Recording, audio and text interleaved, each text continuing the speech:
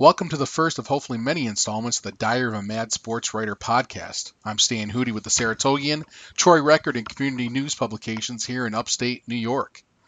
The first installment fits right into the title of this podcast, along with my blog at stanhudy.com, Diary of a Mad Sportswriter, as I look back at the week and the season that was for the Shenendehowa boys basketball team. In a nutshell, this group of teenagers made their mark in the Plainsman sports program and started the clock ticking on their entry into the Shenendehowa Sports Hall of Fame, as they became the first boys squad to win a state title since 1987. Yeah, 1987. As Coach DeZikas talked about, the boys weren't even born and he was listening to Four Non-Blondes.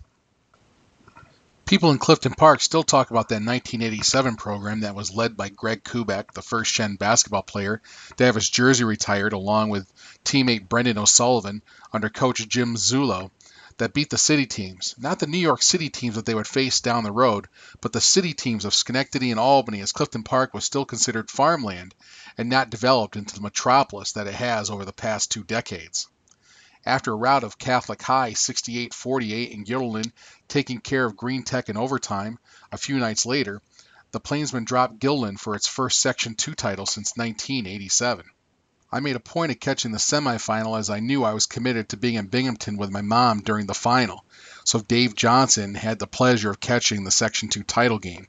I followed on Twitter, hitting refresh like a lab rat hitting the bell for a treat all night. The sectional title was a goal of the Plainsmen, but was still a small step for this group. There was still work to be done. With a Section 2 title in hand, the Plainsmen headed out to the Colgate University campus in Hamilton, New York, a nice drive, and set up the meeting with Section 3 champion Henniger. That week I worked on a story about the 3 Shen Bigs, Eric Cromer, Brandon Fisher, and Matt Alverson, and about their importance to this squad. It was rare that any team has a line that it can run in and out of its lineup with these 3 big men, along with the underclassmen like Michael Galuli and Mike Pizzacchetti, to beat up, beat down, and fill the lanes seemingly at will for the Plainsmen.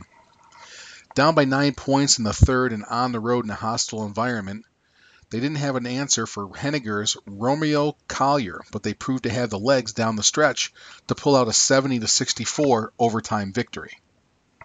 On the same day that the University of Albany men's basketball team advanced to a berth in the NCAA tournament on a dramatic 3-pointer by Greg Holly, it was almost another big man who had help from above when Matt Alverson almost ended Shenendehowa's contest in regulation against Henniger.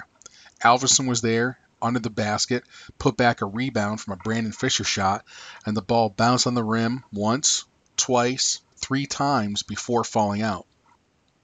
I think I wanted the ball to go in more than anyone else did, for Shen as well as Matt and his dad Tom. You see, Matt lost his mom shortly after playing in the Babe Ruth World Series a few years earlier. It came to a shock to everyone, Matt, his father Tom, as well as everybody else connected with the team and those of us that worked on the World Series committee. Holly lost his mom back in Australia a few months before, and to have both of them get an assist from heaven just may have been too much to ask for on this particular day. Shen pulled it out despite cramps by Thomas Herder and Kevin Herder hobbling in the overtime. The Plainsmen came through to advance to the New York State Final Four, back home at the Glens Falls Civic Center. During the postseason run, I was able to write about Shenendehowa varsity coach Tony DeZikas and his assistant Don Joss. DeZikas graduated from Waterford Half Moon in 1989 and finished with 1,118 points with Josh as his coach. It was another fun piece as Deacon's admitted that defense was not a strong point in high school, and Josh joking that as soon as his former player became a coach, it became the number one thing on his mind. There was also time to write about Matt Alverson and Brandon Fisher. Alverson talked about his decision to not give up on basketball thanks to a conversation with his other coach, Tom Herder Sr. Brandon Fisher was a newcomer to the Shenendehowa squad, moving from Washington State 2 years earlier after his dad moved with the Napa Company. He fit right in and was another key to the successful run by the Plainsmen. First up for Shenendehowa at the Glens Falls Civic Center was Mount Vernon, and the Plainsmen looked solid with a 4-point lead at the half, but the Knights tied it midway through the third. Junior Kevin Herder hit one of his 5 3-pointers on the night as Shen cruised to the 60-52 win and a date in the state final. On Championship Sunday, Shen jumped out to a 14-point lead and cruised to a 76-63 win over Section 11's Brentwood, wearing down the Indians and saw the Herder brothers shine once again. Kevin Herder dropped in 25 points, giving him 50 for the weekend, and his brother Thomas dropping in 22 to give Shen its first state title since 1987. The circle was complete. A sectional title, a state title. Who could ask for more?